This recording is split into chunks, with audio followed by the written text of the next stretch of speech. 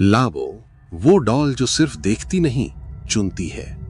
Shanghai शहर की भीड़-भाड़ में रहने वाली मेलिन झाओ बाहर से जितनी शांत और प्यारी दिखती थी, अंदर से उतनी ही अकेली थी। एक छोटे से गांव में जन्मी मेलिन अपने पिता की अचानक मौत के बाद मां और छोटी बहन की जिम्मेदारी उठाने के लिए शंघाई आ गई थी। मेलिन एक टॉय स्टोर में काम करती थी। खिलौने बेचना उसकी नौकरी थी, लेकिन डॉल्स उसकी कमजोरी थीं। उसके छोटे से अपार्टमेंट में दुनिया के अलग अलग देशों से लाई गई अनोखी डॉल्स सजी रहती थीं। हर डॉल के पीछे उसकी मेहनत और सपने जुड़े थे। मेलिन के साथ रहता था उसका वफादार डॉग बाओ। बाओ हर डॉल को सूंघता, खेलता, लेकिन एक डॉल ऐसी थी जिसे देखकर वो पहली बार डर गया। लिमिटेड एडिशन लाबो डॉल। एक दिन टॉय स्टोर में लिमिटेड एडिशन लाबो डॉल का कलेक्शन आया। डॉल्स इतनी यूनिक थीं कि कुछ ही घंटों में सब बिक गईं। लेकिन मेलिन ने एक डॉल पहले से अपने लिए अलग रख ली थी। सुनहरे रंग का फर, नीली चमकती आंखें, लंबे कान और एक अजीब सी मुस्कान जो ज्यादा देर देखने पर बेचैनी पैदा कर देती थी। डॉल खूबसूरत थी, लेकिन उसकी मुस्कान में कुछ गलत था। घर पहुंचते ही मेलिन ने खुशी खुशी डॉल को बाओ से मिलवाया, लेकिन तभी बाओ जोर जोर से भौंकने लगा। उसके शरीर के बाल खड़े हो गए। वो डॉल पर गुर्राने लगा जैसे सामने कोई खिलौना नहीं, शिकार हो।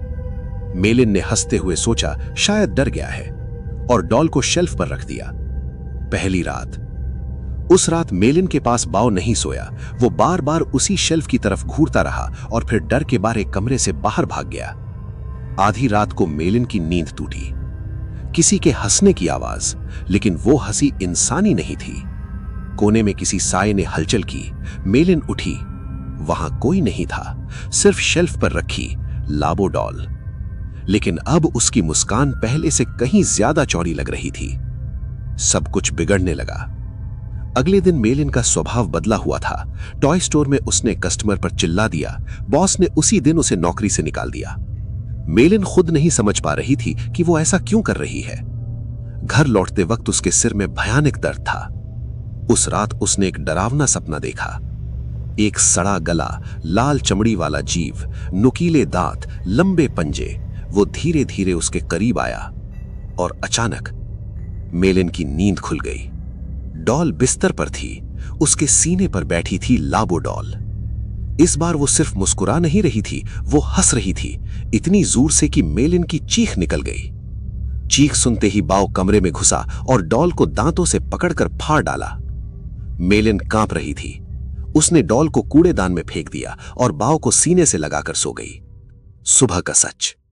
सुबह बाओ गायब था।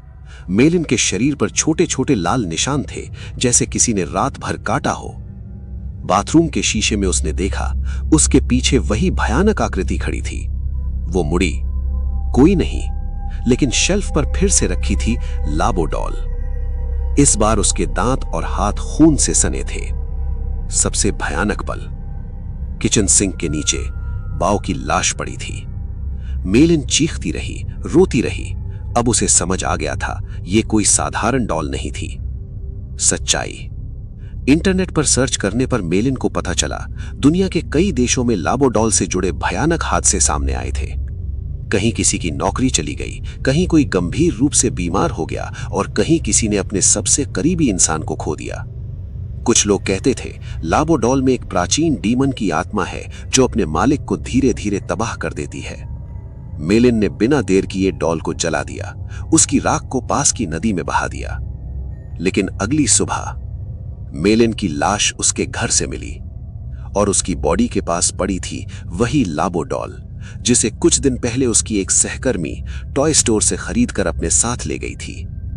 आज भी कहा जाता है लाबो डॉल अपने मालिक को नहीं छोड़ती, वो सिर्फ नया शिकार चुनती है। तो दोस्तों, आप क्या मानते हैं?